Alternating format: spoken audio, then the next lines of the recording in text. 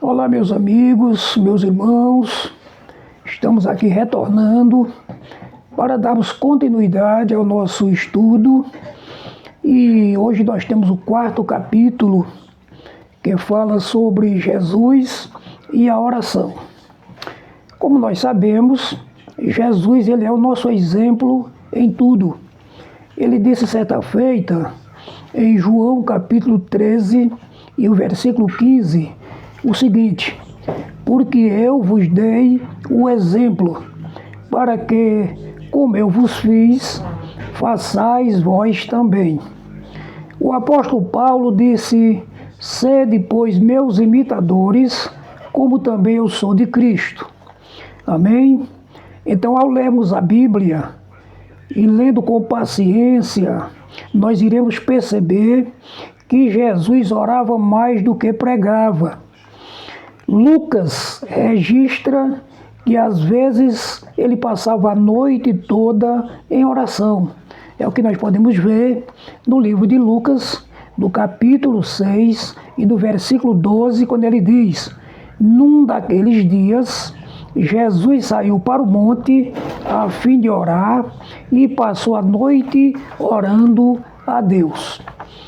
Jesus, como homem, entendeu perfeitamente a importância da oração. Mesmo nos momentos mais sombrios, ele permanecia falando com o Pai.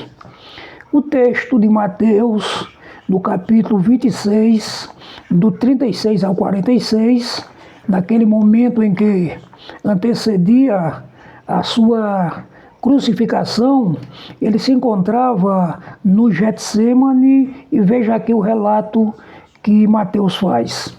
Então, chegou Jesus com eles a um lugar chamado Getsêmani e disse a seus discípulos: assentai-vos aqui enquanto vou além orar.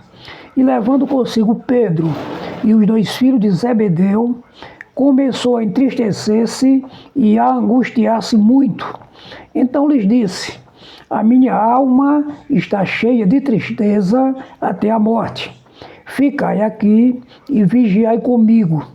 E indo um pouco adiante, prostrou-se sobre o seu rosto, orando e dizendo: meu Pai, se é possível, passa de mim este cálice.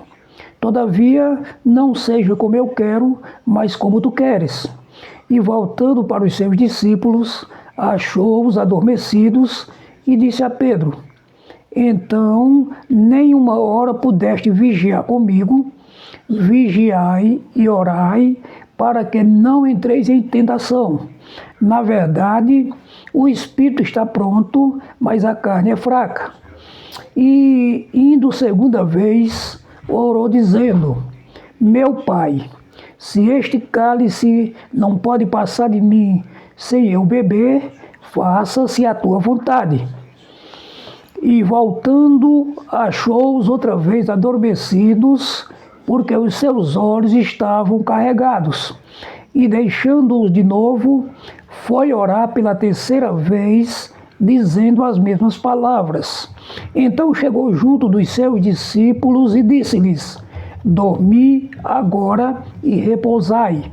Eis que é chegada a hora, e o Filho do Homem será entregue nas mãos dos pecadores. Levantai-vos, partamos, eis que é chegado o que me trai. Então este é o relato de Mateus com relação a este momento em que antecedia a entrega de Jesus para ser levado, para ser crucificado, e ele está intensamente, voltado para o Pai e orando durante aquela noite. Então, ele mantinha uma íntima comunhão com o Pai, e isso passava pela oração.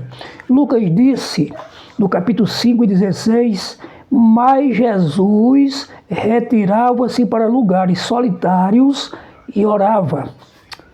Jesus praticava também a oração coletiva.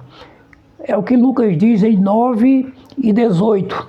Certa vez, Jesus estava orando em particular e com ele estavam os seus discípulos. Aproximadamente 8 dias depois de dizer essas coisas, Jesus tomou consigo a Pedro, Tiago e João e subiu ao monte para orar. Lucas 9:28. Então nós vemos que Jesus, ele tinha aquele momento particular com o Pai, mas ele tinha momentos também em que se reunia com discípulos e praticava a oração coletiva. E nós estamos vendo que Jesus, ele é o nosso exemplo, o nosso modelo, como nós vimos da aula de ontem, que nós também precisamos de momentos particulares de oração com o Pai, mas também precisamos daqueles momentos de coletividade na igreja, um grupo de irmãos, para estarmos nos fortalecendo através da oração. Ele se indignava com a negligência dos discípulos. É o que está em Mateus 26:40, que já foi lido. Ele diz: e voltando para os seus discípulos, achou-os adormecidos e disse a Pedro: então, nem uma hora pudeste vigiar comigo? Está vendo? Com sua vida de constante oração, Jesus ensina para nós que é impossível manter comunhão com o Pai sem a prática da oração. Então é interessante nós observarmos que Jesus, ele é o Filho de Deus. Ele sempre foi o Filho de Deus, mas ele tornou-se carne, tornou-se homem e veio para estar convivendo em meio a outros homens. E o que ele faz é exatamente dar exemplo. Ele deixa exemplos para nós. E aqui você vê que ele se derrama em oração, porque tanto ele necessitava desta comunhão com o Pai, sendo homem, como também está nos ensinando. Ora, se o Filho de Deus precisou ter esta comunhão com o Pai, e sabíamos que isto passava pela oração, e por aquela oração perseverante, aquela oração que era praticada diariamente, aquela oração fervorosa, imagine nós. Precisamos ainda mais estarmos nos dedicando à oração para que tenhamos também comunhão com o Senhor. Então, nesta noite, nós queremos deixar este exemplo tão maravilhoso de Jesus para com cada um de nós. Então, Jesus, ele orava, ele passava noites em oração, ele se dedicava a esta prática tão maravilhosa, e agora nós também precisamos, porque nós queremos ter uma vida de comunhão com o Pai. Nós queremos permanecer na presença de Deus, orando e recebendo dele a graça necessária para que possamos lutar diariamente diante de tudo que vem contra nós e que se interpõe no caminho para tentar nos tirar do foco verdadeiro. Então isto passa pela vida de oração. A gente olha para a história dos grandes homens de Deus e a gente realmente reconhece que eles foram vitoriosos, mas a vitória que alcançaram, ela também passou pela oração. Deus abençoe sua vida, que você possa ser este homem, esta mulher, este jovem de oração, e que nada venha interromper a sua vida de oração e de comunhão com Deus.